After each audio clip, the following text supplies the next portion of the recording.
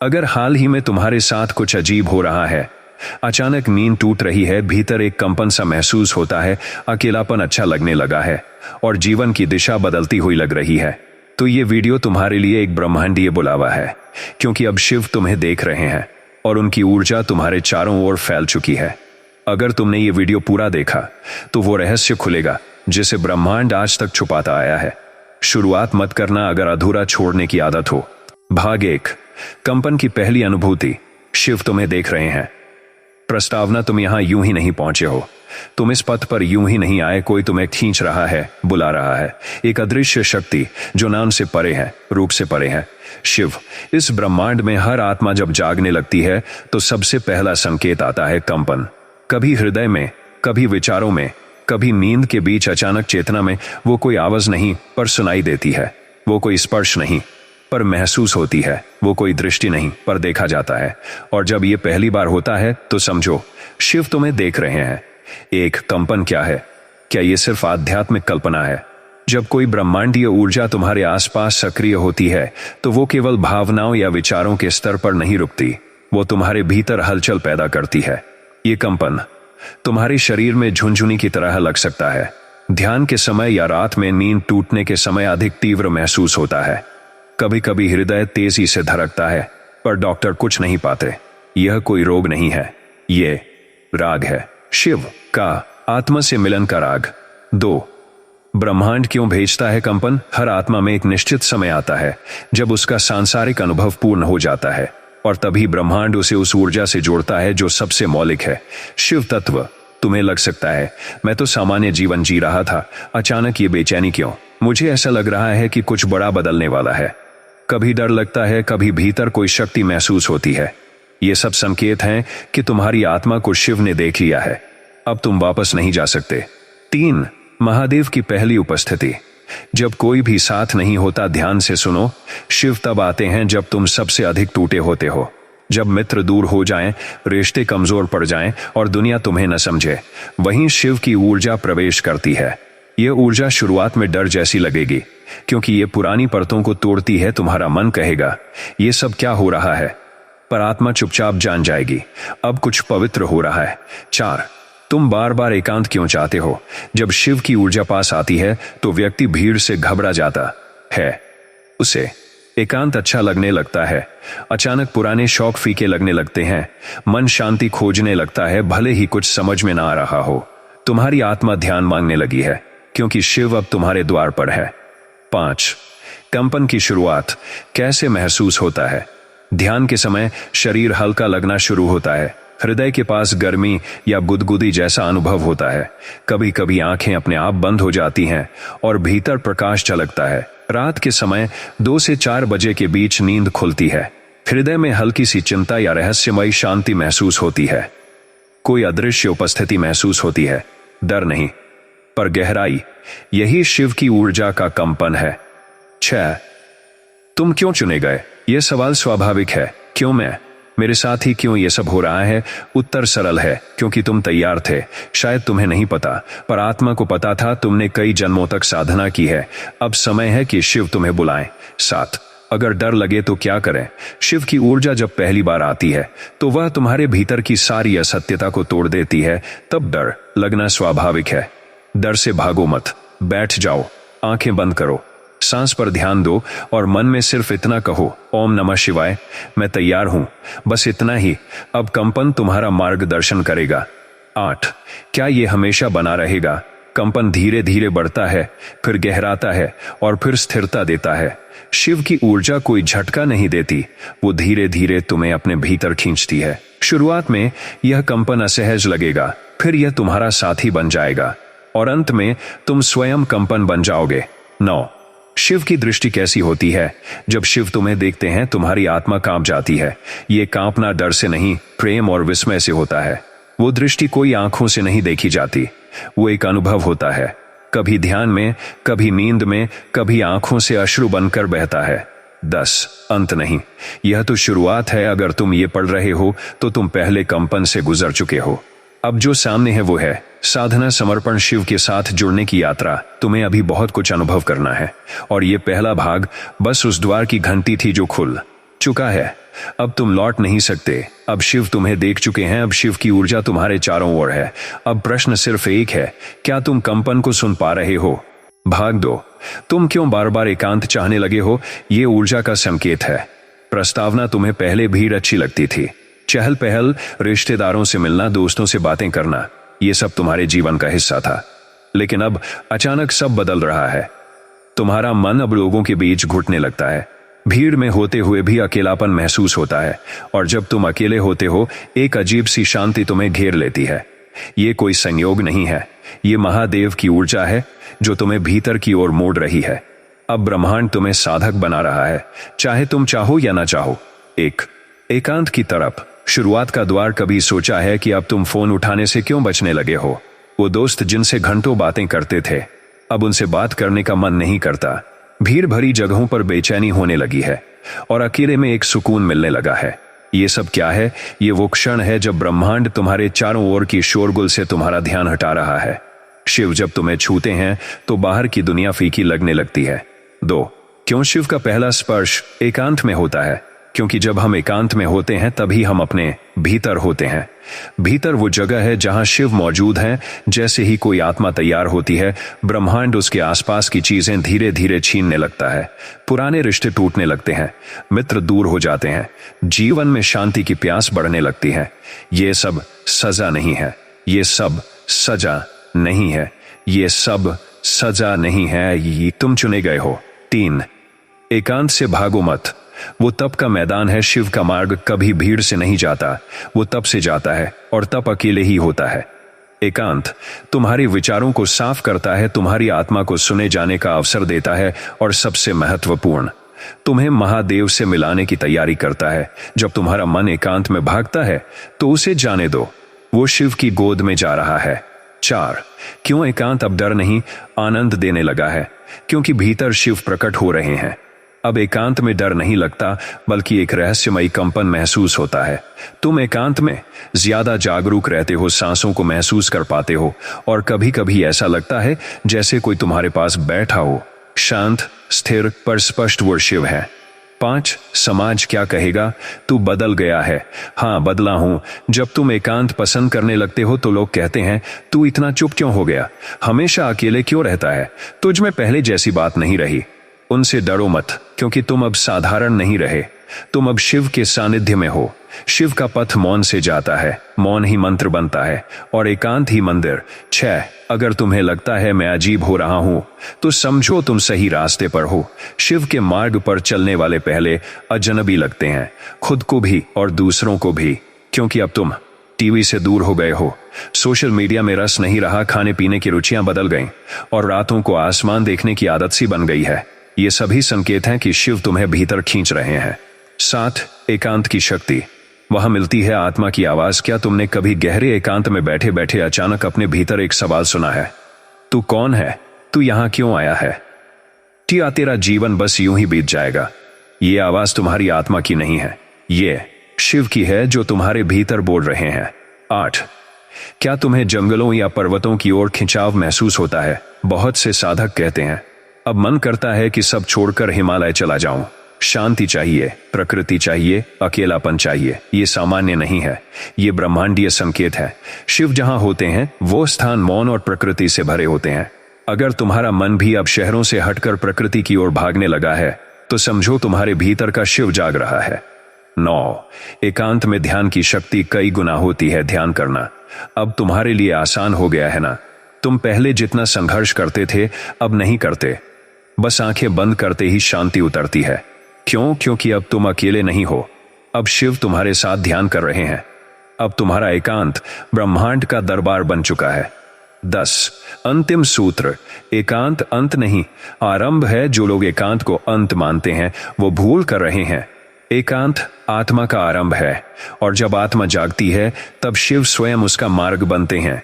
अब तुम एकांत में हो, इसका मतलब है तुम तैयार हो। ब्रह्मांड तुम्हें प्रशिक्षित कर रहा है और शिव तुम्हारे भीतर प्रवेश कर चुके हैं।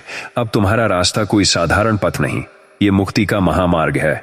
निष्कर्ष, अब जब भी मन करे अकेले बैठने का, बैठ जाओ। भीतर सांसों की गूंज सुनो, वहीं कहीं कंपन होगा और उसी कंपन में तुम्हें शिव मिलेंगे। अब तुम बदल रहे हो और यही संकेत है कि ब्रह्मांड तुम्हारे भीतर से शिव को जगा चुका है। भाग 3। जब सब कुछ गिरने लगता है तब शिव उठाते हैं। प्रस्तावना। तुम सोचते हो मेरे साथ ही ऐसा क्यों हो रहा है, घर बिखर रहा है, रिश्ते टूट रहे हैं, सपने एक एक कर ढह रहे हैं, जिस जीवन को तुमने बनाया था वो आंखों के सामने मिट्टी हो रहा है। और फिर भीतर से एक कंपन आता है। कोई कहता है रुक जा, ये विनाश नहीं, ये निर्माण है, ये निर्माण है। यही वो क्षण होता है जब शिव तुम्हें उठाते हैं। एक गिरना भी एक योजना है।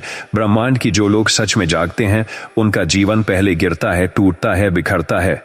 क्यों? क्योंकि जो तुमने खुद के लिए बनाया था वह तुम्हारे वास्तविक स्वरूप से मेल नहीं खाता। शिव तुम्हें वही नहीं रहने देंगे जो तुम झूठ से बने थे। तुम्हारे नकली मुखौटे टूटेंगे, तुम्हारे झूठे रिश्ते बिखरेंगे, तुम्हारी नकली इच्छाएं राख हो जाएंगी और तभी शिव की ऊर्जा तुम्हें नए रूप में उठाएगी। तो शिव का पहला काम भीतर की सफाई। शिव कभी ऊपर से शुरू नहीं करते, वो हमेशा भीतर से शुरुआत करते हैं। इसलिए जब उनकी ऊर्जा आती है तो सबसे पहले तुम्हारे विचार बदलने लगते हैं। तुम पुराने लोगों से कटने लगते हो, तुम्हारा मन अशांति से गुजरता है। लोग कहते हैं तू बदल गया है। तुम सोचते हो क्या मैं गलत दिशा में जा रहा हूं, लेकिन सच ये है तुम्हारी आत्मा अब झूठ नहीं सह सकती। 3। जीवन का तूफान। शिव का आह्वान हर साधक के जीवन में एक समय आता है जब सब कुछ बिखरता है। जब सब कुछ बिखरता है, रोजमर्रा की चीजें काम नहीं करती, नौकरी हाथ से जाती है, रिश्तों में विष घुल जाता है, शरीर तक बीमार पड़ने लगता है। यह सब बस एक संकेत है, अब तुम तैयार हो, अब शिव तुम्हें अपनी ओर खींच रहे हैं। 4।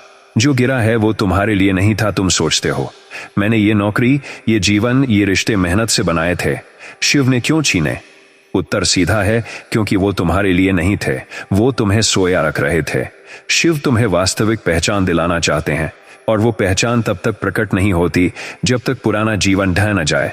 5। महादेव का दृष्टिकोण। वो गिराने के लिए नहीं, उठाने के लिए नहीं, उठाने के लिए तोड़ते हैं।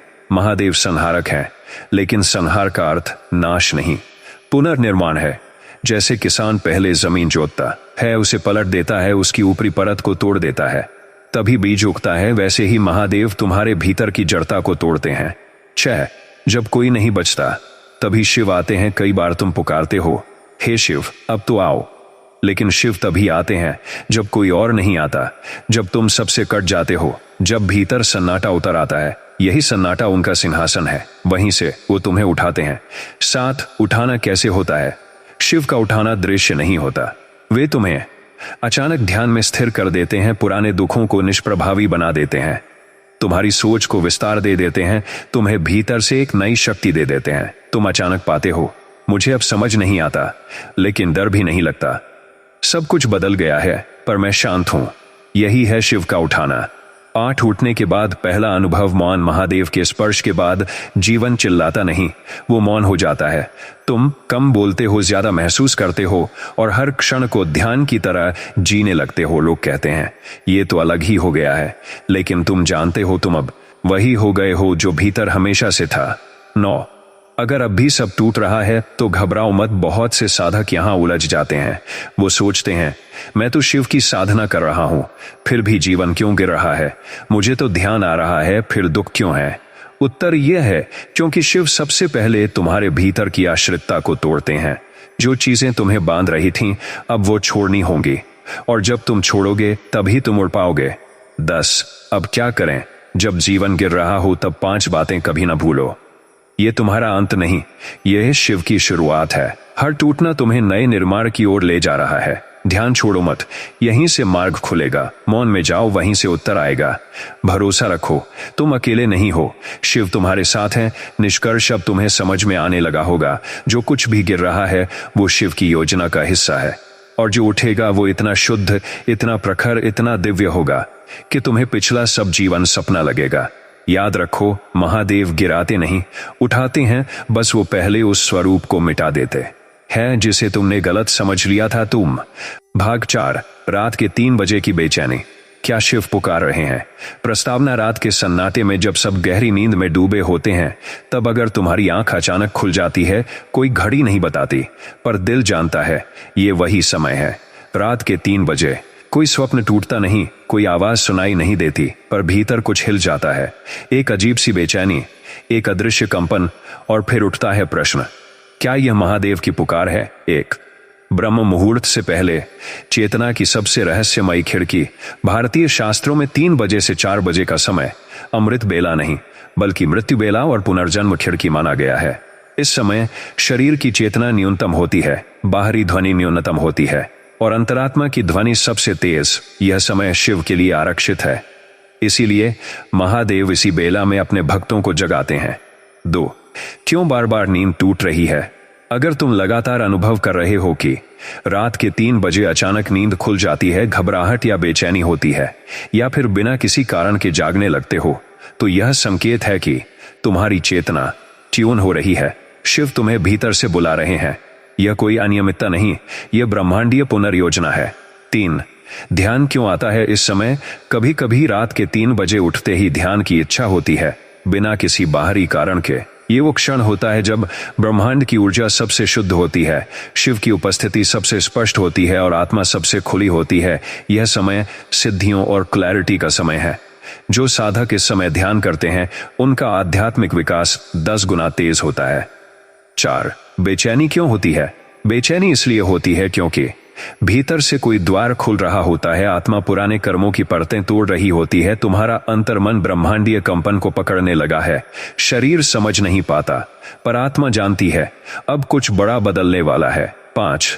अगर सपने डरावने या गहरे हो रहे हैं, बहुत से साधकों को इस समय में रहस्यमयी सपने, पुरानी यादें या अज्ञात भय दिखने लगते हैं। यह कोई बुरा संकेत नहीं है, यह ऊर्जा की सफाई है। महादेव तुम्हारे भीतर की अनजानी ग्रंथियों को खोल रहे हैं। ये वो समय है जब आत्मा क्लीन होती है। 6. इस समय उठकर क्या करना चाहिए? अगर तुम्हारी नींद 3 बजे के आसपास टूटती है, तो पानी पियो, पर मौन रहो, हल्के से बैठकर श्वासों पर ध्यान दो। कोई मंत्र बोलना हो तो ओम नमः शिवाय मन ही मन दोहराओ। अपनी भावनाओं को देखो, भागो मत, तुम्हारा ध्यान शिव की उपस्थिति में बदल जाएगा। 7. शिव की ऊर्जा क्यों इसी समय प्रकट होती है? रात्रि के तीसरे प्रहर में संसार की गतिविधियां शून्य होती हैं, ब्रह्मांड का कंपन स्थिर होता है और मूलाधार से सहस्रार तक ऊर्जा सरलता से उठती है। शिव स्वयं योगी हैं, मौन हैं और कंपन में प्रकट होते हैं, इसलिए वे इसी समय तुम्हें सुनने और जगाने आते हैं। 8. क्यों कुछ लोग डर जाते हैं? कई बार जब कोई ऊर्जा पहली बार आत्मा को छूती है, तो मन उसे भय मान लेता है, क्योंकि शरीर अनजान है, बुद्धि व्याख्या नहीं कर पाती और वातावरण असामान्य लगता है। लेकिन अगर तुम स्थिर रहो, मौन रहो, तो वो डर शिव का स्पर्श बन जाएगा। 9. क्या यह किसी विशेष आत्मा के लिए होता है? हाँ, शिव हर किसी को एक साथ नहीं बुलाते, लेकिन अगर तुम्हारे साथ ये बार बार हो रहा है, तो जान लो तुम्हारी आत्मा अब अगले स्तर के लिए तैयार है। तुम शिव की ऊर्जा के संपर्क में आ चुके हो। अब तुम्हारे जीवन में साधना का समय शुरू हो चुका है। 10. अंतिम रहस्य, जब तुम इस समय में मौन हो जाते हो, तो धीरे धीरे तुम अनुभव करते हो जैसे कोई तुम्हें देख रहा है, जैसे कोई तुम्हारे विचारों को सुन रहा है, जैसे कोई तुम्हारे प्रश्नों के बिना भी उत्तर दे रहा है। वही क्षण होता है जब शिव स्वयं भीतर बोलते हैं। निष्कर्ष, रात के 3 बजे की बेचैनी एक वरदान है, ब्रह्मांड का संदेश है, महादेव की चुप पुकार है। अब जब अगली बार तुम इस समय जागो, तो घबराना नहीं, मुस्कुराना और कहना, मैं सुन रहा हूं महादेव, आपकी ऊर्जा को महसूस कर रहा हूं, अब मैं तैयार हूं। भाग 5. अगर ध्यान में कंपन तेज हो जाए, समझो शिव ने छुआ है। प्रस्तावना, तुमने ध्यान करना शुरू किया था शांति पाने के लिए, पर अब जब तुम बैठते हो आंखें बंद करके, तुम्हारा शरीर हिलने लगता है, भीतर कुछ कंपन करने लगता है, भीतर कुछ कंपन करने लगता है। कभी सिर भारी होता है, कभी हल्का, कभी सांस गहरी हो जाती है, तो कभी बंद सी लगती है। कोई बाहर से नहीं छूता, फिर भी लगता है कि किसी ने भीतर कहीं गहराई से छू दिया। यही वो क्षण है जब शिव तुम्हें स्पर्श करते हैं। 1. ध्यान में कंपन शुरुआत नहीं, संकेत है। जब कोई पहली बार ध्यान करता है, तो उसका शरीर शांत होता है, पर मन अशांत। धीरे धीरे जब मन शांत होने लगता है, तो जो असली ऊर्जा है वो संचालित होने लगती है, और तभी शुरू होता है कंपन, जिसे तुम पहले समझ नहीं पाते, पर हर बार ध्यान में वही अनुभूति दोहराई जाती है। ये कोई मानसिक भ्रम नहीं, ये चेतना की सक्रियता है। 2. कंपन किस स्तर पर होता है? ध्यान में कंपन शारीरिक स्तर पर, सिर, रीढ़, हाथ पांव में झुनझुनी या हलचल। मानसिक स्तर पर विचारों का थमना या गहराई से एक विचार में डूब जाना, ऊर्जा स्तर। पर हृदय, नाभि या मस्तिष्क के पास गर्मी, रोशनी या गति का अनुभव, आत्मिक स्तर पर आंसू, कंपकंपी या अदृश्य प्रेम का अनुभव, यह सब शिव की उपस्थिति का प्रत्यक्ष प्रमाण है। 3. कंपन क्यों होता है? जब तुम ध्यान में जाते हो तो तुम्हारे भीतर के सूक्ष्म ऊर्जा केंद्र चक्र सक्रिय होते हैं, तुम्हारी चेतना सीमित से असीमित की ओर चलती है और ब्रह्मांडीय ऊर्जा तुम्हारे अस्तित्व को छूती है। इस ऊर्जा का तुम में प्रवेश कंपन के रूप में महसूस होता है। ये कंपन नहीं, शिव की चाल है जो तुम्हारे भीतर हो रही है। 4. पहली बार जब कंपन तीव्र होता है तुम डर सकते हो, ये क्या हो रहा है? क्या मेरा शरीर ठीक है? कहीं कुछ गलत तो नहीं? पर अगर तुम मौन रहो और ध्यान दो तो तुम अनुभव करोगे कि डर नहीं है, बल्कि प्रेम, ऊष्मा और अदृश्य संरक्षण का भाव है। यही शिव का पहला स्पर्श है। 5. जो कंपन बार बार हो रहा है वह कॉल। हर बार ध्यान में बैठने पर कंपन उसी बिंदु पर होता है, शरीर एक विशेष मुद्रा में हिलता है, मन एक ही भाव में ठहरता है, तो यह संकेत है तुम्हें एक दिशा में बुलाया जा रहा है। शिव जब बुलाते हैं तो वो शब्दों में नहीं, कंपन में बुलाते हैं। 6. शरीर क्यों हिलता है? क्या यह ध्यान में बाधा है? नहीं, शरीर का हिलना एक प्राकृतिक ऊर्जा प्रवाह है। जब मूलाधार से ऊर्जा उठती है, रीढ़ से होकर मस्तिष्क तक पहुंचती है और सहस्त्रार तक फैलती है, तो शरीर उसे सहन करने के लिए अपने आप झुकता, कांपता या हिलता है। जैसे बांसुरी बिना स्पर्श के बजती है, वैसे ही ध्यान में शरीर शिव की ध्वनि पर झूमने लगता है। 7. क्या यह अनुभव सबको होता है? नहीं, ध्यान में कंपन उन्हीं को होता है जो ऊर्जा संवेदनशील होते हैं, जिनके चक्र जागने लगे हैं, जो सच में आत्मा की ओर बढ़ रहे हैं। हर साधक को यह अनुभव नहीं होता, लेकिन जिनको होता है उन्हें महादेव ने बुलाया है। 8. जब कंपन के साथ रोशनी दिखे तो समझो यात्रा शुरू हो चुकी है। बहुत से लोग कहते हैं ध्यान में एक सफेद या नीली रोशनी दिखती है, आंखें बंद होने पर भीतर कोई आकृति या ऊर्जा लहर दिखती है। ये ब्रह्मांडीय कंपन का दृश्य रूप है। इसका अर्थ है कि शिव ने तुम्हारे तीसरे नेत्र को छू लिया है। अब तुम केवल त्वदा शरीर नहीं रहे, अब तुम साक्षी बन चुके हो। 9. कंपन का बढ़ना। साधना की गहराई। ध्यान में कंपन धीरे धीरे सतह से गहराई तक, शरीर से आत्मा तक, व्यस्तता से मौन तक ले जाता है। इसमें डर मत, रुक मत, प्रश्न मत कर, बस मौन रहो। शिव स्वयं तुम्हें मार्ग देंगे। 10. इस समय क्या करें? अगर ध्यान में कंपन हो, आंखें बंद रखें, विरोध न करें, सांसों को सहज बनाए रखें, ओम नमः शिवाय मन में दोहराते रहें। अपनी चेतना को सिर्फ देखने वाला बना दो, तुम देखोगे कंपन तुम्हें ध्यान की ऐसी गहराई में ले जाएगा जहां आंखें बंद करोगे और शिव सामने होंगे। निष्कर्ष, ध्यान में कंपन कोई सामान्य हलचल नहीं, वो शिव की पुकार है, वो स्पर्श है जो तुम्हें जागृत कर रहा है।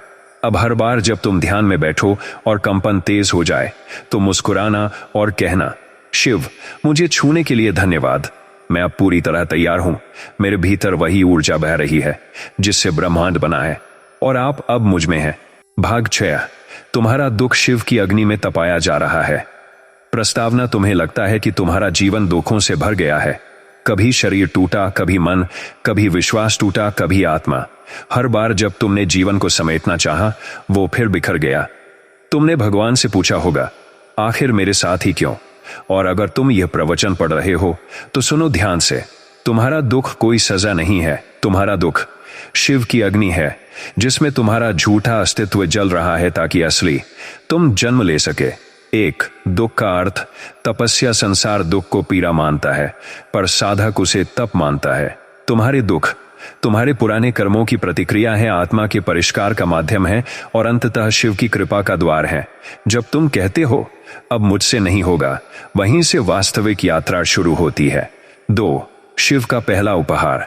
टूटना। शिव किसी को सीधा समाधि नहीं देते, वो पहले अहंकार तोड़ते हैं, ममता को काटते हैं, संकल्पों को ध्वस्त करते हैं और विश्वास की परीक्षा लेते हैं। तुम्हारा दुख उसी प्रक्रिया का किस्सा है। हर अश्रु, हर रात की तड़प उस अग्नि का ताप है जो आत्मा को कुंदन बना रही है। 3. क्यों तुम्हारे दुख औरों से अधिक लगते हैं? क्योंकि तुम्हारी आत्मा गहरी है। जिन आत्माओं को ब्रह्मांड उच्च मार्ग पर भेजता है, उनके दुख भी उसी गहराई के होते हैं। शिव उन्हें साधारण सुख नहीं, गहन शांति देना चाहते हैं, और वो शांति मिलती है तब जब आत्मा हर सांसारिक लगाव की परीक्षा में तप चुकी होती है। 4. दुख का पहला चरण। अस्वीकार। सबसे पहले जब दुख आता है तो तुम सोचते हो, मेरे साथ ही क्यों? क्या मेरी भक्ति झूठी थी? क्या मेरी भक्ति झूठी थी?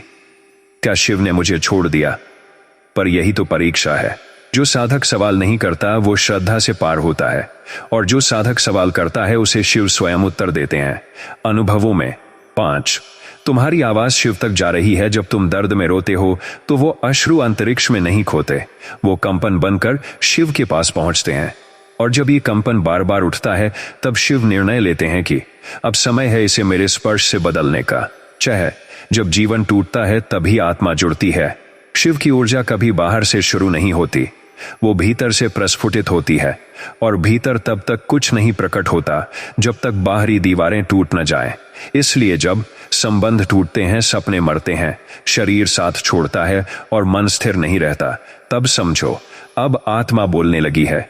ध्यान में जो अश्रु बहते हैं वो पवित्र अग्नि है। ध्यान में बैठते ही अगर तुम्हारी आंखें भर आती हैं, शरीर कांपने लगता है या मन बेचैन हो जाता है, तो ये सब संकेत हैं कि तुम्हारे भीतर दबे हुए दुख अब बाहर आना चाहते हैं और शिव उन्हें बाहर निकाल रहे हैं। ध्यान में आने वाला रोदन चेतना का स्नान है। 8 महादेव की कृपा कैसे उतरती है इस अग्नि में? शिव की कृपा कोई बाहरी चमत्कार नहीं, वो भीतर की तपन को प्रकाश में बदल देती है। जब शिव की कृपा उतरती है तुम वही स्थिति में रहते हो, पर दृष्टिकोण बदल जाता है, पीड़ा में भी स्वीकार उतरता है और तुम स्वयं से जुड़ जाते हो। यही शिवत्व है, जहां दुख ध्यान बन जाता है। 9 तुम अकेले नहीं हो। दुख का सबसे बड़ा धोखा है तू अकेला है, पर शिव कभी किसी भक्त को अकेला नहीं छोड़ते। अगर तुम अब तक जीवित हो तो सिर्फ इसलिए कि कोई अदृश्य हाथ तुम्हें थामे हुए है। हर रात की पीड़ा में, हर बार जब तुम गिरे और उठे, कोई तुम्हारे भीतर से बोलता रहा तू कर सकता है। वो तुम्हारी आत्मा नहीं थी, वो स्वयं शिव थे। 10 शिव के सबसे प्यारे वही हैं जो सबसे ज्यादा टूटे हैं। ये संसार मापता है सफलता से, पर शिव मापते हैं कितनी बार तुम टूटे और फिर उठे। जिन्होंने सब कुछ खोया पर फिर भी शिव से रिश्ता नहीं तोड़ा, वही शिव के सच्चे पुत्र और पुत्रियां हैं। अगर तुमने दर्द में भी ओम नमः शिवाय कहा है तो जान लो तुम अब साधक नहीं रहे, तुम स्वयं तपस्वी हो। निष्कर्ष अब क्या करना है? अब तुम जान गए हो कि तुम्हारा दुख व्यर्थ नहीं है, तुम शिव की अग्नि में तप रहे हो और अब परिवर्तन निकट है। अब 5 काम रोज करो। दुख को दुश्मन न मानो, उसे शिक्षक मानो। ध्यान छोड़ो मत, वहीं से शक्ति जागेगी। अपने भीतर की आवाज सुनो, वही शिव है। लिखो, बोलो, रोओ, पर मौन में लौटो। हर दिन खुद से कहो मैं शिव की अग्नि में हूं और अब कुंदन बन रहा हूं। अंतिम वचन जब अग्नि में सोना रखा जाता है तो वो या तो जल जाता है या शुद्धतम सोना बनता है। तुम शिव की अग्नि में हो, अब तुम जलने नहीं जगने वाले हो। अब तुम्हारी आत्मा बोल रही है, अब शिव तुम्हारे दुखों को ऊर्जा में बदलने ही वाले हैं। मत डरो, ये दुख नहीं, शिव का वरदान है। मत भागो, यही तप है, यही जागरण है। बस रुक जाओ, बैठ जाओ, मौन हो जाओ और कहो अब मैं तैयार हूं महादेव, इस अग्नि में मैं नहीं जलूंगा, मैं तुम में बदल जाऊंगा। भाग 7 अगर तुम्हें अब किसी से लगाव नहीं रहा, समझो तुम शिव के निकट पहुंच गए हो। प्रस्तावना, पहले जो रिश्ते तुम्हारे लिए जीवन थे अब उनमें रस नहीं रहा। जो लोग तुम्हें खुशी देते थे अब उनके साथ बैठकर भी शांति नहीं मिलती। अब तुम्हारा मन किसी से जुड़ता नहीं, किसी से लड़ता नहीं और किसी को खोने का डर भी नहीं रहता। ये विरक्ति नहीं है, ये शिवत्व है। जब आत्मा सब मोह त्याग देती है तभी शिव की ऊर्जा पूर्ण रूप से भीतर उतरती है। 1 क्या ये असामान्य है? नहीं। जब एक साधक अपने उच्चतम बिंदु की ओर बढ़ता है तो यह बिल्कुल स्वाभाविक है कि मन अब लोगों में नहीं उलझता, दिल अब अपेक्षाओं से हट जाता है और आत्मा सिर्फ मौन चाहती है। ये कोई अवसाद नहीं, यह आत्म साक्षात्कार का लक्षण है। 2 प्रेम समाप्त नहीं हुआ है, वह परिवर्तित हो गया है। तुम अब प्रेम नहीं कर पा रहे क्योंकि तुम्हारा प्रेम अब व्यक्तियों से हटकर शिव पर केंद्रित हो चुका है। अब तुम्हें किसी के साथ रहने की जरूरत नहीं लगती, पर किसी के लिए नफरत भी नहीं होती। बस एक निरपेक्षता आ जाती है प्रेम के रूप में। ये प्रेम नहीं गया, ये अब दिव्य हो गया है। 3 जो मोह टूट रहा है वही तो बंधन था। हमने जीवन भर ये सीखा कि किसी को खोने से डरना चाहिए, किसी से जुड़ना ही प्रेम है और अकेले रहना जीवन की हार है। पर शिव का पथ उल्टा है। शिव कहते हैं जो तुमसे छिन रहा है वो तुमसे बंधा था और जो छूट रहा है वही तुम्हारी आजादी है। 4 जब आत्मा बड़ी होती है रिश्ते छोटे लगने लगते हैं। ये कठोर लगता है पर सत्य है। जब तुम आध्यात्मिक रूप से बढ़ते हो तो तुम्हारी चेतना अब केवल शरीर, नाम, संबंध इन सब से ऊपर उठ जाती है। अब तुम्हें कोई पति, पत्नी, दोस्त, शत्रु जैसे शब्द सीमित लगते हैं। अब तुम संबंध नहीं सत्ता से जुड़ रहे हो। 5 क्या यह संन्यास है? नहीं, यह आंतरिक संन्यास है। बाहरी दुनिया में तुम रह सकते हो, पर भीतर से तुम अब स्वतंत्र हो चुके हो। यह वही अवस्था है जहां शिव गृहस्थ भी हैं और योगी भी। 6 लोग कहेंगे तू बदल गया है, और यह सत्य भी है, क्योंकि अब तुम्हें बातें करने का मन नहीं करता, रिश्तों में पकड़ने की लालसा नहीं रही, और तुम खुद में रहना चाहते हो। लोग इसे अहंकार कहेंगे, पर यह अहंकार नहीं, स्वतंत्रता है। 7 क्या इससे जीवन सूना हो जाएगा? नहीं, बल्कि अब तुम हर पल में पूर्ण हो, हर सांस में शिव से जुड़े हो, और हर स्थिति में संतुलन में हो। जो पहले लोग तुम्हें पूरा करते थे, अब वही कार्य महादेव की ऊर्जा कर रही है। अब तुम्हारा आधार कोई व्यक्ति नहीं, स्वयं शिव है। 8 जब लगाव समाप्त होता है, ध्यान गहरा होता है। ध्यान और मोह एक साथ नहीं रह सकते। जहां मोह होता है वहां डर होता है, और जहां डर होता है वहां ध्यान की गहराई नहीं आती। इसलिए शिव पहले मोह हटाते हैं, ताकि तुम भीतर पूरी तरह डूब सको। 9 अगर अब तुम अकेले में भी पूरे हो, तो समझो तुम शिव से जुड़ चुके हो। एक साधारण व्यक्ति अकेलापन महसूस करता है, एक साधक अकेले में शांति महसूस करता है, और जो शिव से जुड़ गया वो अकेले में ब्रह्मांड से बात करता है। अगर अब अकेलापन बोझ नहीं, मौन सुंदर लगता है, और किसी के जाने से जीवन नहीं हिलता, तो समझो अब तुम्हारा मैं नहीं बचा, शिव बोल रहे हैं। 10 अब क्या करें? जब लगाव टूटने लगे, तब 5 बातें याद रखो। तुम कुछ गलत नहीं कर रहे हो, तुम बढ़ रहे हो। रिश्तों को अपनाओ, पर उनसे बंधो मत।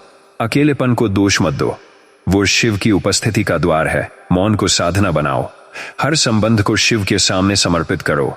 निष्कर्ष, अब अगर रिश्तों में रस नहीं रहा, प्रेम अपेक्षा में नहीं, मौन में मिल रहा है, और तुम किसी से बंधे बिना भी पूर्ण हो, तो समझो तुम शिव के निकट पहुंच चुके हो। शिव कहते हैं, जो सबसे मुक्त होता है वही सबसे निकट होता है। अब तुम रिश्तों से परे नहीं, उनके पार पहुंच चुके हो। अब शिव स्वयं तुम्हारा संबंध है। भाग 8 कभी कभी ऐसा लगता है जैसे कोई मुझे देख रहा है, वो शिव है। प्रस्तावना, कभी तुम अकेले बैठे होते हो, कोई आसपास नहीं होता, कोई आवाज नहीं, कोई स्पर्श नहीं, पर भीतर एक अनुभूति होती है, जैसे कोई मुझे देख रहा है। कभी ध्यान करते समय, कभी रोते वक्त, या कभी अचानक ही चलते चलते मन कह उठता है, वो यहाँ है। यह कोई वहम नहीं, यह शिव की उपस्थिति है, जो तुम्हारे चारों ओर नहीं, अब तुम्हारे भीतर उतरने लगी है।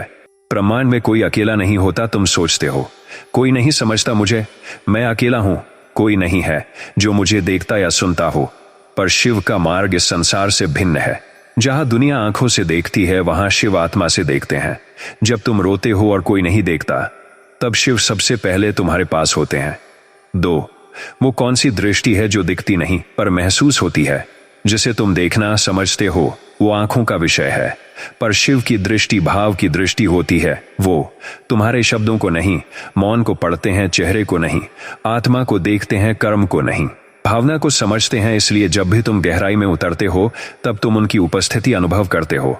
3 ध्यान में जो देख रहा है वो तुम नहीं, शिव है। जब तुम ध्यान करते हो और अंदर कोई देखने वाला होता है, कोई जो विचारों को देख रहा होता है, जो भावनाओं को साक्षी होकर देखता है, वो कोई तुम नहीं हो, वो शिव है, जो तुम्हारी चेतना के केंद्र में बैठ गए हैं। 4 आत्मा के स्तर पर देखना अलग होता है। आंखें चीजों को देखती हैं, पर आत्मा ऊर्जा को महसूस करती है। जब कोई साधक इस स्तर पर पहुंचता है, तो वो बिना देखे महसूस करता है कि कोई है, बिना बोले समझता है कि कोई है, बिना बोले समझता है कि कोई सुन रहा है, और बिना छुए जानता है कि कोई साथ है। यही शिव का पहला पूर्ण अवतरण है। 5 क्यों हर साधक को यह अनुभव आता है? क्योंकि यह यात्रा का आवश्यक चरण है। शिव जब किसी साधक को अपने पथ पर स्वीकार करते हैं, तो सबसे पहले उसे यह एहसास कराते हैं कि अब तू अकेला नहीं है। तुम्हारे भीतर एक चेतना लगातार सक्रिय हो जाती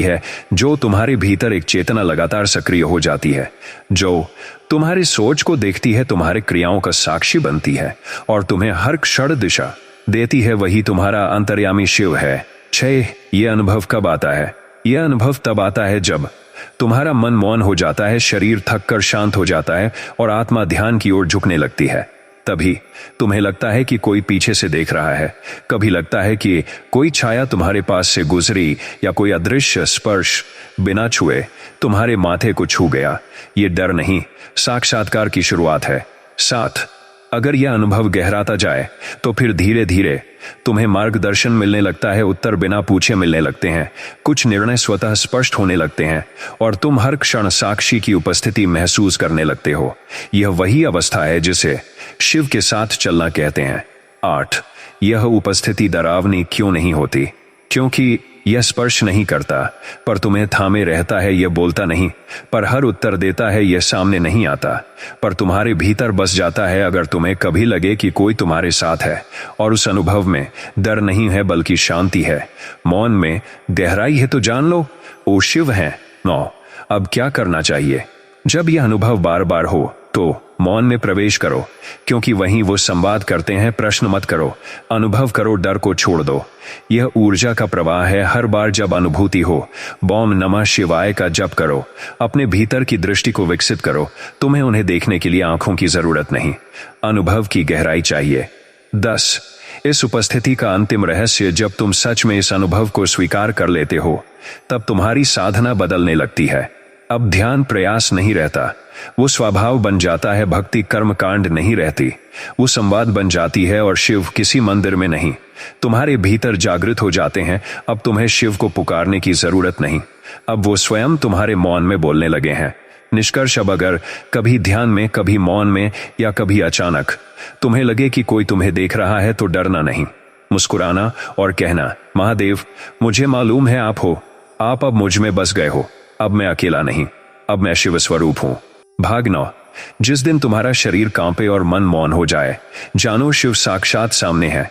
प्रस्तावना, कई बार ध्यान में बैठते बैठते अचानक शरीर कांपने लगता है, रीढ़ सीधी होकर तन जाती है, आंखें अपने आप बंद हो जाती हैं और मन पूर्ण मौन हो जाता है। कोई आवाज नहीं, कोई विचार नहीं, कोई भावना नहीं, बस एक होना शेष रह जाता है। और वही क्षण होता है जब शिव साक्षात सामने होते हैं, न मूर्ति में, न शब्दों में, परम चेतना के रूप में तुम्हारे भीतर।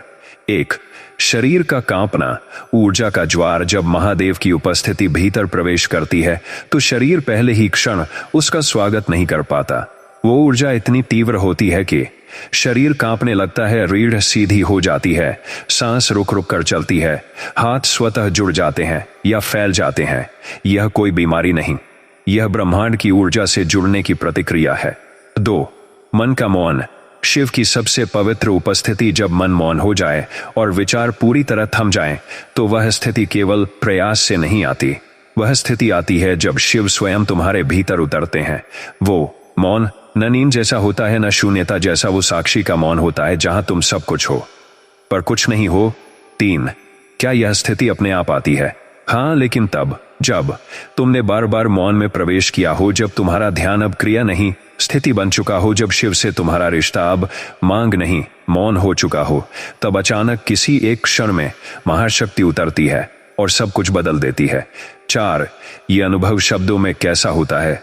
इस स्थिति को शब्दों में बांधना कठिन है, फिर भी साधकों ने इसे कुछ इस प्रकार अनुभव किया है, जैसे मेरा शरीर नहीं रहा, जैसे मैं किसी प्रकाश में डूब गया, जैसे शिव ने मेरी पीठ पर हाथ रख दिया हो, जैसे मैं देख रहा हूं पर आंखें खुली नहीं, जैसे मैं देख रहा हूं पर आंखें खुली नहीं, जैसे मैं हूं पर मैं भी नहीं हूं।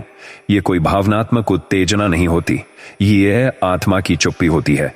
5, उस क्षण का कंपन, शिव के चरणों का स्पर्श। जब ध्यान में कांपते हुए शरीर स्थिर हो जाए और मन पूरी तरह मौन हो जाए तो जो कंपन भीतर उठता है वही शिव की उपस्थिति है।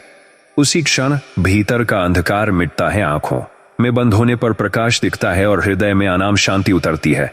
अब तुम शिव को खोज नहीं रहे होते, अब तुम शिव बन गए होते हो। 6, उस क्षण के बाद जीवन वैसा नहीं रहता। एक बार जब यह अनुभव हो जाए तो जीवन की धारणाएं टूट जाती हैं। अब रिश्ते नहीं, केवल करुणा बचती है, चाह नहीं, केवल समर्पण बचता है, क्रिया नहीं, केवल मौन की उपस्थिति रहती है। अब तुम नहीं रहते, शिव तुम्हारे भीतर जाग चुके होते हैं। 7, हर साधक को यह अनुभव हो सकता है, हाँ, लेकिन केवल तब जब उसने भीतर से शिव को आमंत्रण दिया हो, उसने अपने दुखों को झुकाकर प्रार्थना बना दिया हो और उसने हर श्वास में समर्पण बो दिया हो। तब शिव आते हैं और साधक को छू लेते हैं, उस स्पर्श से जो शरीर को कांपा देता है और आत्मा को शांत। 8, इस अनुभव को फिर से कैसे बुलाएं? याद रखो, इस अनुभव को तुम बुला नहीं सकते, यह स्वयं आता है तब जब तुम तैयार हो। फिर भी रोज मौन में बैठो, शिव मंत्र का जप करो, अपनी इच्छाओं को समर्पण में ढालो और ध्यान को अभ्यास नहीं प्रेम बनाओ। तब एक दिन जब तुम अपेक्षा छोड़ दोगे, शिव स्वयं साक्षात आकर खड़े हो जाएंगे। 9 अगर डर लगे उस क्षण, कई बार ये ऊर्जा इतनी गहरी होती है कि शरीर सुन्न हो जाता है, सांसें धीमी पड़ जाती हैं, मैं का अस्तित्व खो जाता है। तब साधक डर जाता है, पर यही वो क्षण है जब मैं का मरना शिव का जन्म बनता है। डरना मत, उस डर के पार शिव खड़े हैं। 10 अंतिम बोध। अब कोई पूजा बाकी नहीं। जिस दिन शरीर कांपे, मन मौन हो जाए और आत्मा में वो गहन अनुभूति उठे, उस दिन समझो अब कोई तीर्थ बाकी नहीं, कोई मंत्र अधूरा नहीं और कोई यज्ञ शेष नहीं। अब शिव तुम्हारे भीतर उतर चुके हैं। अब तुम केवल साधक नहीं रहे, अब तुम शिव स्वरूप हो। निष्कर्ष, अगर तुम्हारे साथ कभी ऐसा हुआ है कि अचानक ध्यान में शरीर हिलने लगे, श्वास मंद हो जाए और तुम मौन में खो जाओ, तो जान लो महादेव आ गए हैं। उन्होंने तुम्हारे भीतर प्रवेश कर लिया है। अब तुम उनसे अलग नहीं, तुम वही हो। अब हर ध्यान में सिर्फ एक बात कहो, महादेव, जब आप साक्षात सामने होते हैं तो मुझे बोलना नहीं आता, मैं केवल मौन हो जाता हूं और वो मौन ही मेरी सबसे पवित्र प्रार्थना बन जाती है। भाग 10। जब शिव मौन हो जाएं, तब साधक का सबसे बड़ा परीक्षण शुरू होता है। प्रस्तावना, कभी तुम्हारे साथ ऐसा हुआ है, तुमने प्रार्थना की पर उत्तर नहीं मिला, ध्यान में बैठे पर कंपन नहीं हुआ, शिवलिंग के सामने रोए पर कोई एहसास नहीं हुआ, मन ने कहा शिव अब सुनते नहीं, और तब एक गहरा मौन फैल जाता है, सिर्फ बाहर नहीं भीतर भी। यही वो समय होता है जब महादेव मौन हो जाते हैं। लेकिन ये मौन कोई दूरी नहीं, बल्कि तुम्हारी आत्मा की अग्नि परीक्षा है। 1 जब शिव मौन हो जाएं, तब क्या होता है? शिव जब साधक की यात्रा को उच्चतम शिखर तक ले जाना चाहते हैं, तब वे मौन हो जाते हैं। पहले जो अनुभव तीव्र थे वे अब कम हो जाते हैं। पहले जो ध्यान में रोशनी दिखती थी, अब अंधकार रहता है। पहले जो मंत्र जपते ही मन शांति पा जाता था, अब वो भी स्थिर नहीं करता। सब जैसे रुक जाता है, सब जैसे शून्य हो जाता है। यह शून्यता नहीं, यह शिव का मौन परीक्षण है। 2 क्यों मौन होते हैं शिव? क्योंकि उन्होंने तुम्हें पहचान लिया है। अब वे तुम्हारे शब्द नहीं चाहिए, अब वे तुम्हारी आंतरिक स्थिरता देखना चाहते हैं। शिव जानते हैं जब साधक को कुछ नहीं मिलता, तब भी वो टिकता है या नहीं। यही असली भक्ति की परीक्षा है। 3 यह अवस्था किसे आती है? यह हर किसी को नहीं मिलती। यह अवस्था उसी को आती है जिसने सच्चे भाव से साधना की हो, जिसने शिव से रिश्ता आत्मा का बनाया हो, जो शिव को पूजा नहीं सांसों में रखता हो। शिव का मौन सबसे बड़ी कृपा है, क्योंकि जब शिक्षक मौन हो जाता है तो वह मानता है अब शिष्य उत्तर स्वयं ढूंढ सकता है। 4 इस मौन में क्या क्या होता है? भीतर संघर्ष शुरू होता है। क्या मैं गलत कर रहा हूं? विश्वास डगमगाता है। क्या शिव अब मुझसे दूर हो गए? मन उथल पुथल करता है। क्यों अब कंपन नहीं होता? कभी कभी साधक रुक जाता है। क्या साधना अब व्यर्थ है? पर वही साधक जो इस सब के बीच न रुके, न झुके, न डरे, वही अंततः शिव स्वरूप बनता है। 5 क्या शिव सच में दूर चले जाते हैं? नहीं, महादेव कभी किसी से दूर नहीं जाते, लेकिन जब वे मौन होते हैं तो वो तुम्हारे अंतर्मन में छिप जाते हैं। अब वे बाहर से नहीं, भीतर से अनुभव होते हैं। जैसे सूर्य बादलों के पीछे होता है, दिखता नहीं पर उजाला बना रहता है। 6 अब साधक क्या करे? जब शिव मौन हो जाए तो मौन में उतर जाओ। वे अब शब्द नहीं, मौन में मिलते हैं। रोज एक ही स्थान पर ध्यान करो, वहां ऊर्जा स्थिर होती है। मंत्र जप करो पर अपेक्षा मत रखो, बस प्रेम से दोहराओ। हर दिन कहो शिव मौन है पर मैं सुन रहा हूं। सांसों की गति को शिव समझो, क्योंकि वही अब संवाद है। 7 क्या यह अवस्था जीवन भर रहेगी? नहीं, यह केवल एक चरण है जिसे पार करने के बाद साधक फिर कभी शिव से अलग नहीं होता, फिर कभी अनुभव के लिए प्रयास नहीं करता, और फिर उसका ध्यान प्रयास से स्थिति बन जाता है। यह मौन अस्थायी है, लेकिन जो इसे पार करता है वो अनंत का अनुभव करता है। 8 इस दौरान जो छोड़ देते हैं वे चूक जाते हैं। बहुत से साधक यहां आकर लौट जाते हैं। वे कहते हैं अब भाव नहीं आता, अब कुछ होता नहीं, शायद शिव ने मुझे छोड़ दिया। नहीं, शिव किसी को नहीं छोड़ते, लेकिन साधक अपनी अपेक्षाओं के शोर से शिव के मौन संवाद को सुन नहीं पाता। जो साधक कुछ न होने में भी शिव को देख ले, वही सच्चा ज्ञानी है। 9 इस अवस्था से पार होने के बाद क्या होता है? जब ये परीक्षा पूर्ण होती है, साधक की चेतना स्थिर हो जाती है, बाहरी अनुभव की आवश्यकता समाप्त हो जाती है और भीतर एक स्थायी शिव भाव जाग जाता है। अब उसे मंदिर जाने की जरूरत नहीं, किसी अनुभूति का इंतजार नहीं, किसी चमत्कार की उम्मीद नहीं। अब वह स्वयं शिव हो जाता है, शांत, स्थिर और मौन।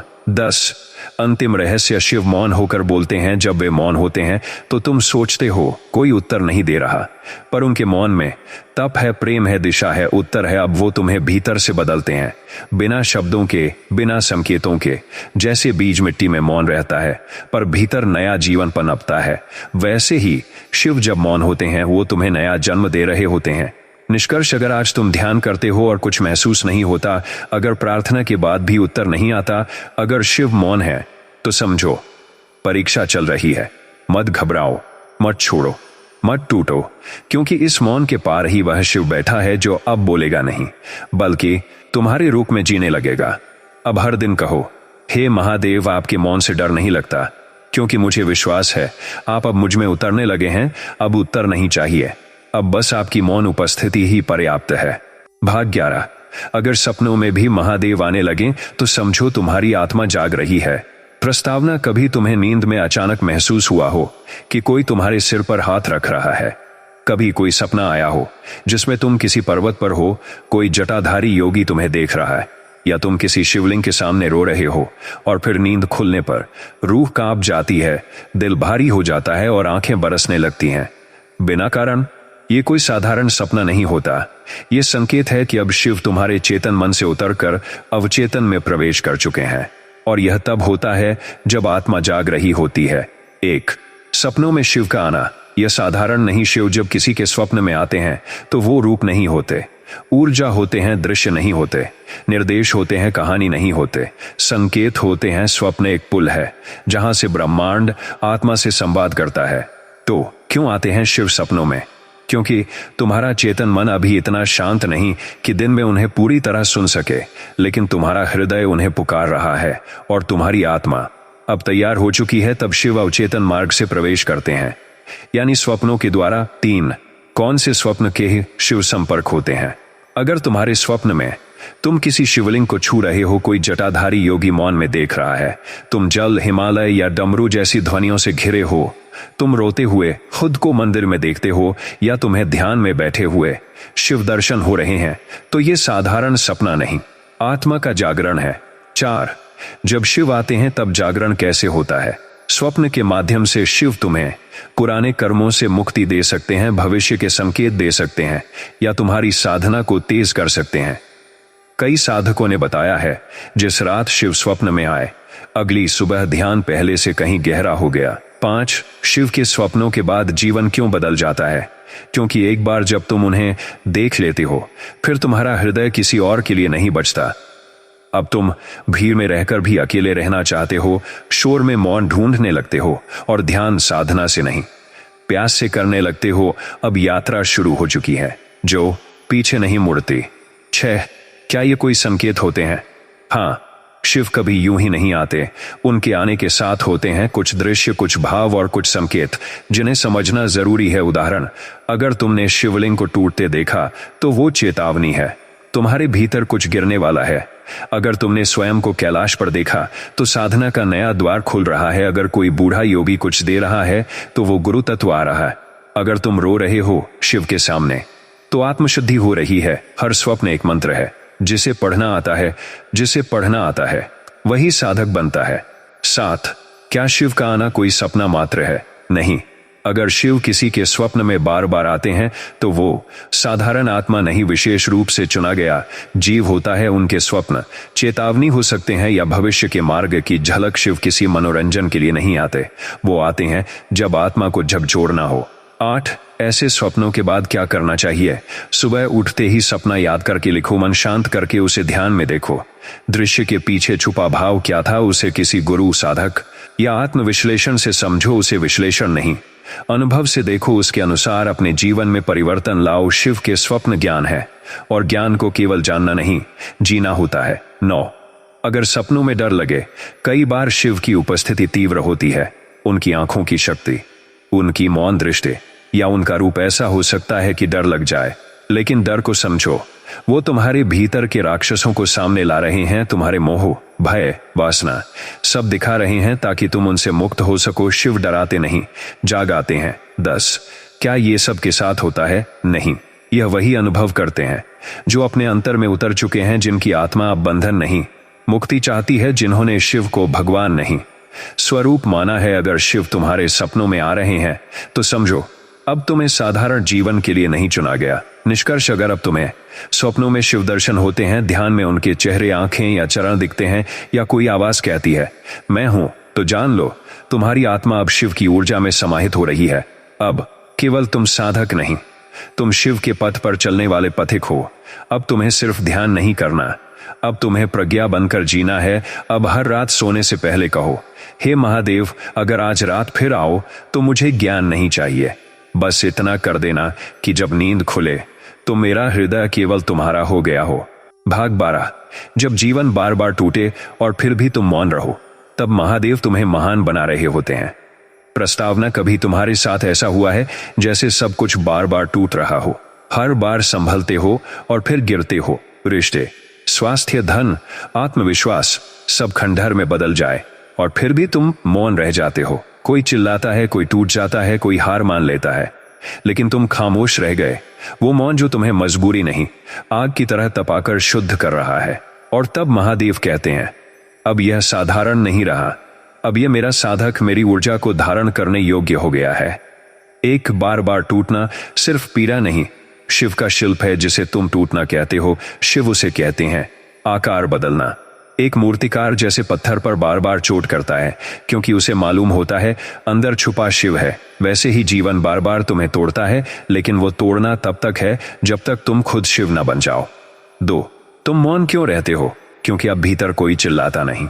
अब जो कुछ भी होता है तुम बस देखते हो। ये मौन हार का नहीं होता, बल्कि शिव की साक्षी दृष्टि का लक्षण होता है। यह वही मौन है जो शिव ध्यान में धारण करते हैं। अडिग, अविचल, अग्नि स्वरूप। 3 शिव मौन क्यों रहते हैं जब तुम टूटते हो? क्योंकि जब माता अपने बच्चे को चलना सिखाती है तो पहले उसे अकेला छोड़ती है।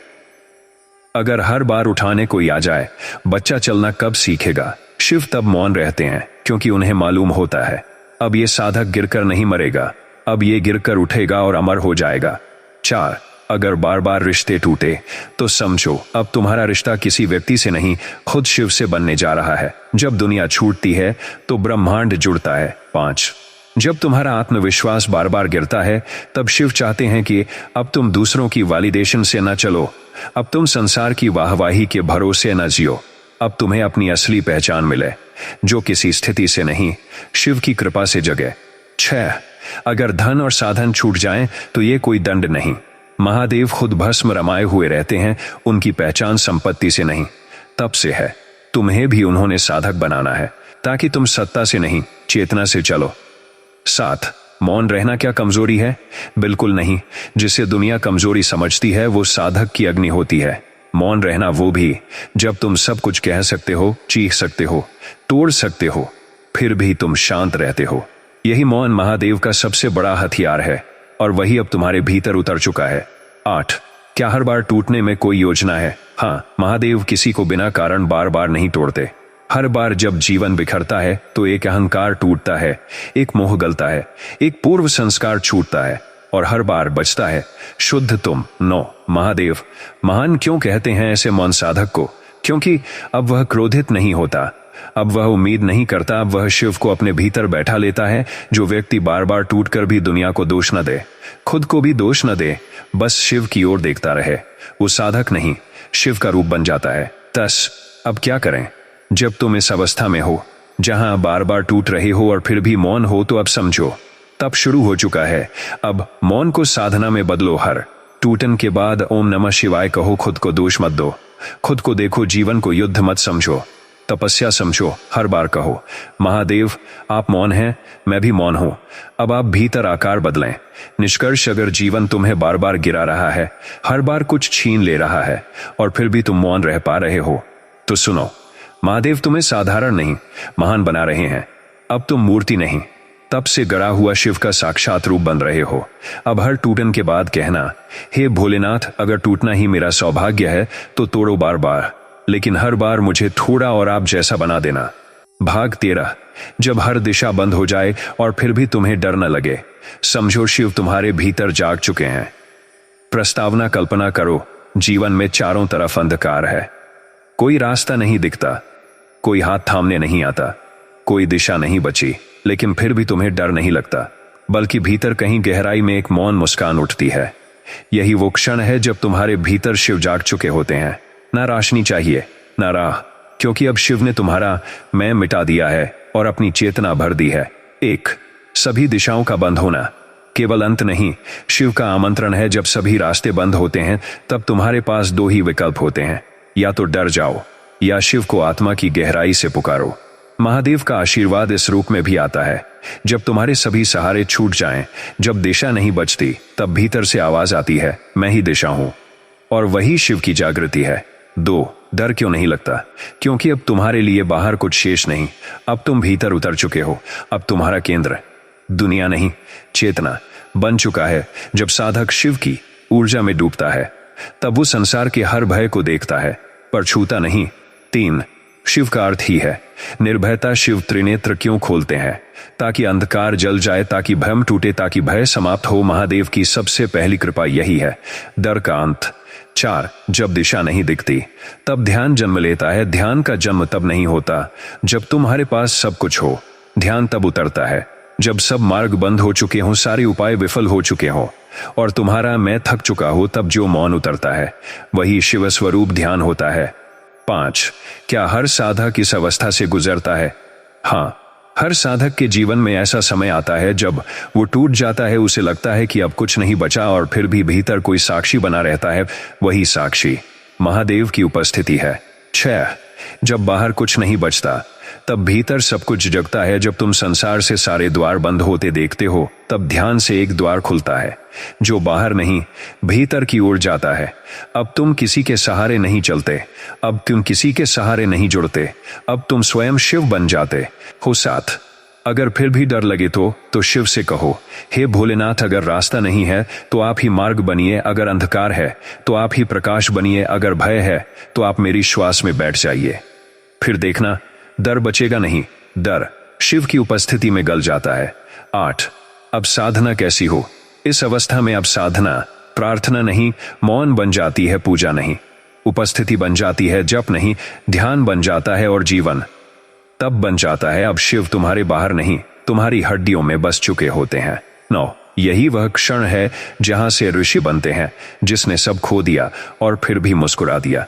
वही ऋषि हुआ जिसे कोई मार्ग नहीं दिखा और फिर भी शांत रहा। वही तपस्वी हुआ जिसने शिव को मंदिर में नहीं, अंधकार के भीतर पाया। वही सच्चा साधक हुआ। शिव की उपस्थिति तब पूर्ण होती है जब तुम अंधकार में भी दिशा देख लो। 10, अंतिम रहस्य, जब दिशा भी तुम बन जाओ, जब शिव भीतर पूरी तरह उतरते हैं, तो तुम किसी दिशा के पीछे नहीं भागते, किसी साधन पर निर्भर नहीं रहते, किसी भविष्य की चिंता नहीं करते। अब तुम स्वयं दिशा बन जाते हो। अब तुम जहां भी जाओ, वहीं से ब्रह्मांड की यात्रा शुरू होती है। निष्कर्ष, अगर आज तुम्हें रास्ता नहीं दिख रहा, लोग साथ नहीं दे रहे, जीवन बंद गली जैसा लग रहा है, लेकिन फिर भी तुम शांत हो, तो याद रखो, महादेव तुम्हारे भीतर जाग चुके हैं। अब तुम्हें राह नहीं चाहिए, अब तुम स्वयं राह बन चुके हो। अब हर सुबह कहो, हे शिव, अगर हर दिशा बंद हो जाए तो मुझे शांति दो, ताकि मैं तुम्हारे मौन में अपनी दिशा पा सकूं। भाग 14, जब तुम बोलो नहीं, फिर भी ब्रह्मांड तुम्हारी सुनता है, तो समझो शिव तुम्हारे शब्द बन चुके हैं।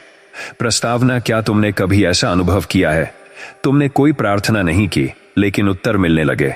तुमने कुछ मांगा नहीं, लेकिन जो चाहिए था वह मिल गया। तुम मौन रहे और फिर भी ब्रह्मांड ने तुम्हारी बात मान ली। यह साधारण योग या चमत्कार नहीं है, यह उस स्थिति का संकेत है जहां तुम्हारे शब्द अब शब्द नहीं, बल्कि शिव हो चुके हैं। जब शिव किसी साधक की चेतना में उतरते हैं, तो वो साधक ब्रह्मांड के साथ मौन संवाद करने लगता है। क्या वास्तव में ब्रह्मांड सुनता है? हाँ, लेकिन वह तुम्हारे शब्द नहीं सुनता, वह तुम्हारी ऊर्जा, तुम्हारे भाव और तुम्हारी मौन चेतना को सुनता है। ब्रह्मांड कोई कानून वाला देवता नहीं है, वह स्वयं शिव की ऊर्जा है जो कंपन को समझती है। और जब तुम्हारे भीतर शिव का कंपन उतर जाता है, तब तुम्हारे मौन में भी ब्रह्मांड को स्पष्ट संवाद सुनाई देने लगता है। 2. जब साधक मौन हो जाता है तब संवाद शुरू होता है। अक्सर लोग सोचते हैं मंत्र बोलो, जाप करो, शिवलिंग पर चढ़ाओ, तभी शिव सुनेंगे।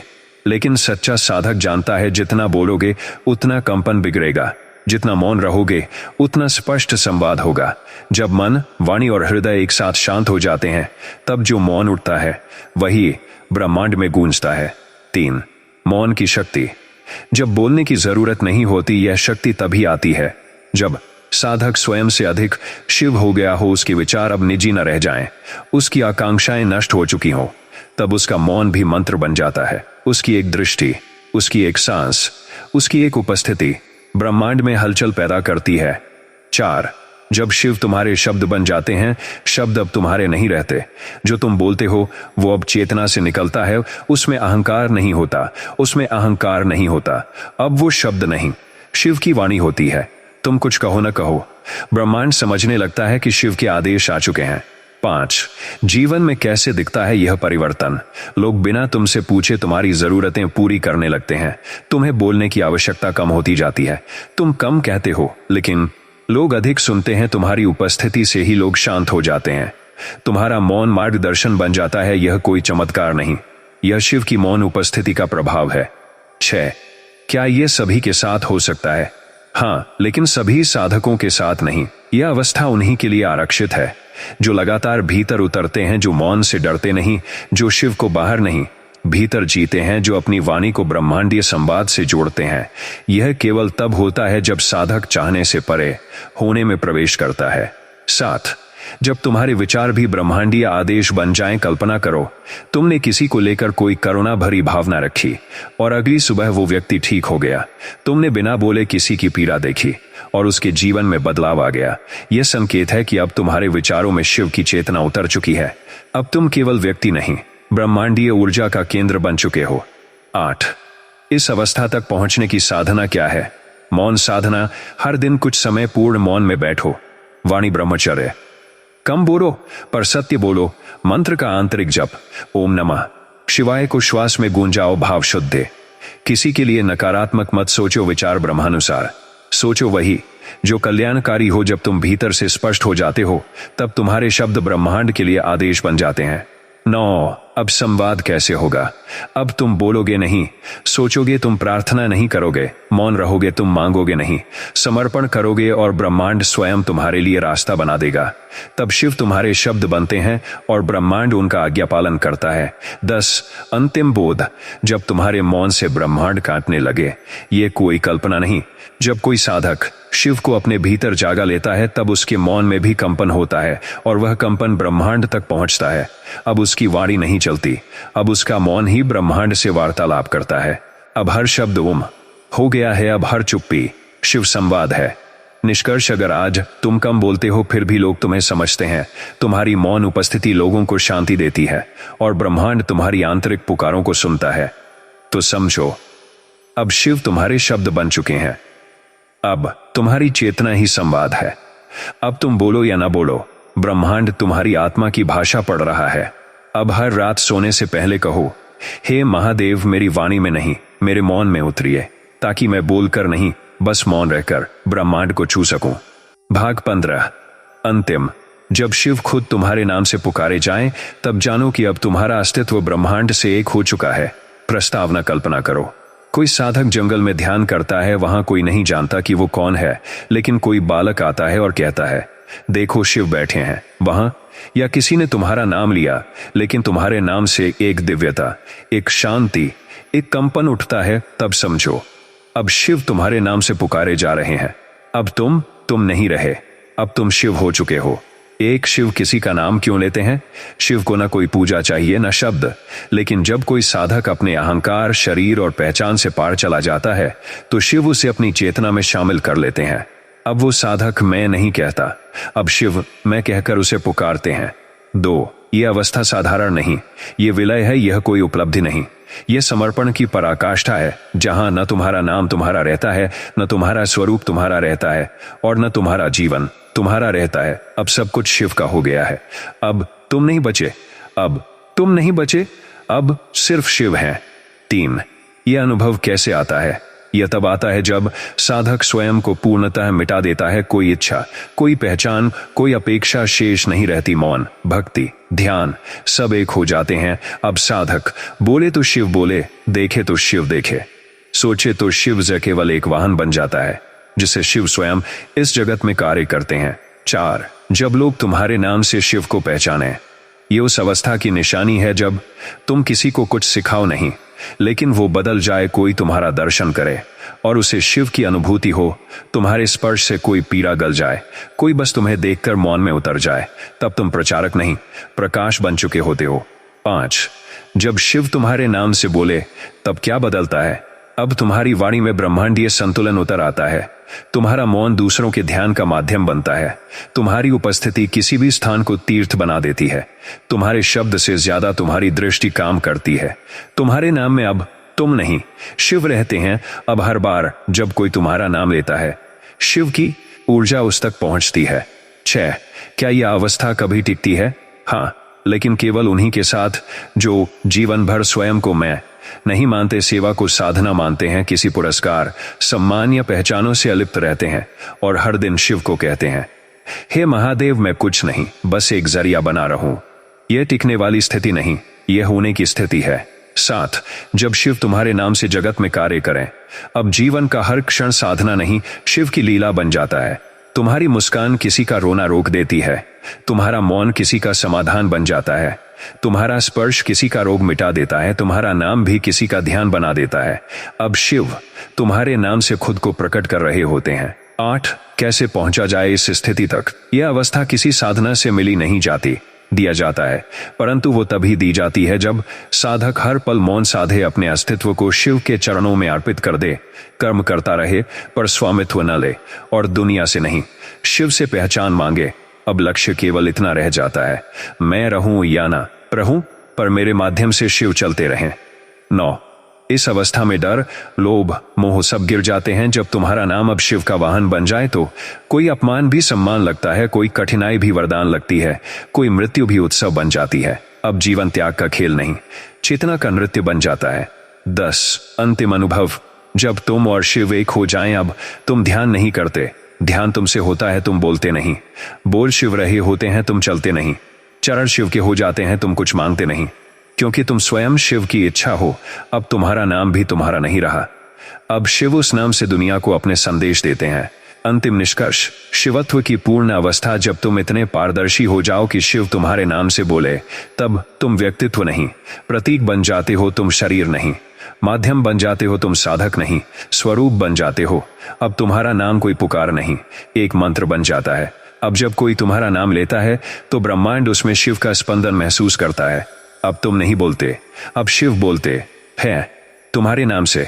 अब तुम कह सकते हो, मैं नहीं, शिव हूं, और अगर मेरा नाम लिया जाए तो उसमें केवल उनका स्मरण हो। अंतिम वाक्य, श्रृंखला की पूर्णता। अब शिव की ऊर्जा केवल चारों ओर नहीं, बल्कि तुम्हारे नाम, मौन, सांस और अस्तित्व में समाहित हो चुकी है। अब तुम पूछो मत, क्या शिव पास है? अब कहो, मैं जहां भी हूं वहां शिव स्वयं जागृत है, क्योंकि अब मैं नहीं, शिव मेरे नाम से पुकारे जा रहे हैं।